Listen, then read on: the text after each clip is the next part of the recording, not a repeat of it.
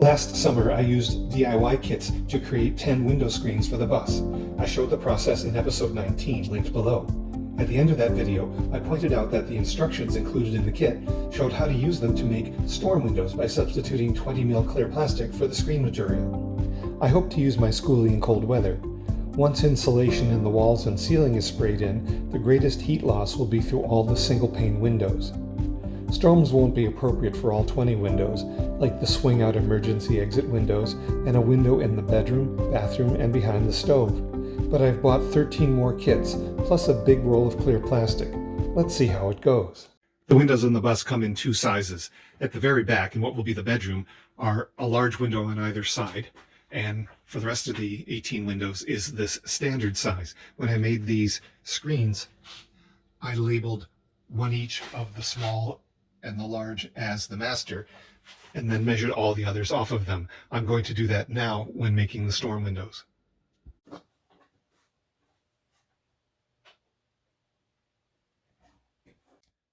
All the frames for the screen windows I cut to size this summer by hand using a hacksaw.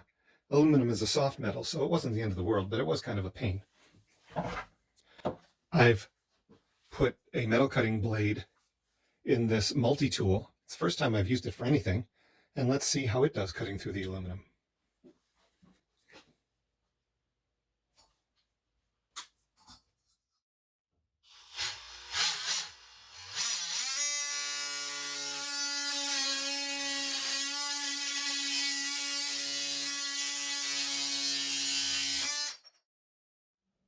I think I'm going to like that much better. I've cut the four sides, and now we'll put them together using these plastic corners.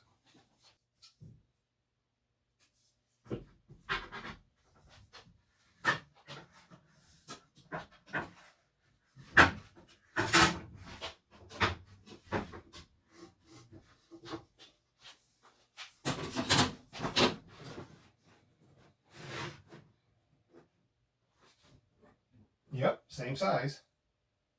To measure the screen, or in my case, transparent film, to the right size, you start from the outside of one spline channel, measure to the outside of the opposing spline channel, and add at least an inch of material on each side. And of course, do the same thing for the other dimension. I've bought this roll of 20mm plastic that is 54 inches wide by 15 feet long, and I believe it's just enough to generate the windows that I need to with no room for waste. So let's see how that goes.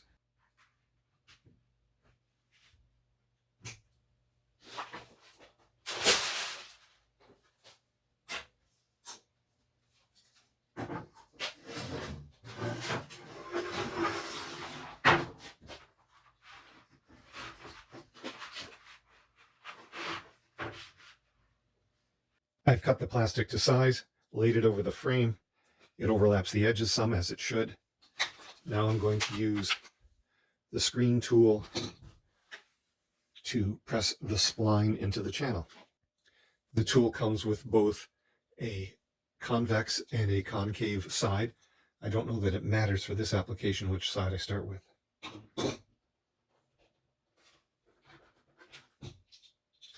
But I'll start with the concave.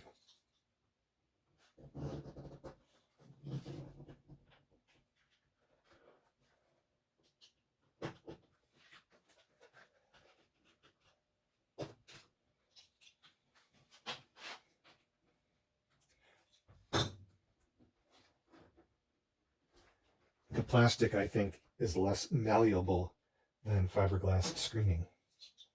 And I don't want to slip off it and push here because I could tear the plastic.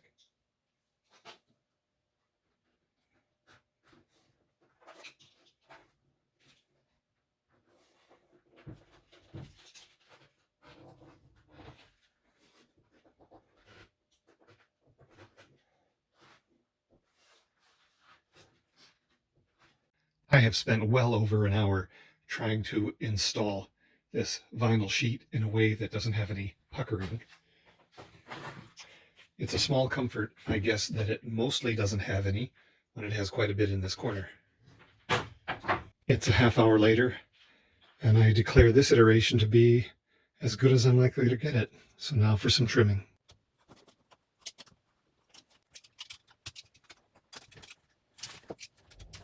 trimmed the excess clear vinyl, and it looks not bad.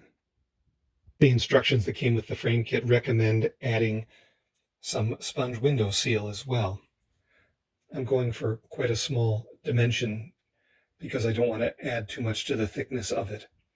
This may in fact be too much, but we'll see.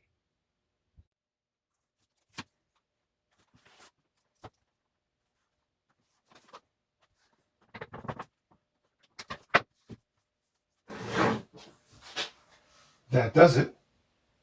Tomorrow we'll visit the bus and see how well it fits. Well, I've got it installed. I expect it would make a better seal if there were 4 of these hold down points rather than 2. And I may at some point decide to mass produce a bunch more of those fasteners to make that possible. And here it is from the inside. It's not like you can't tell it's there, but if it means keeping warm in the winter, I'm happy with this.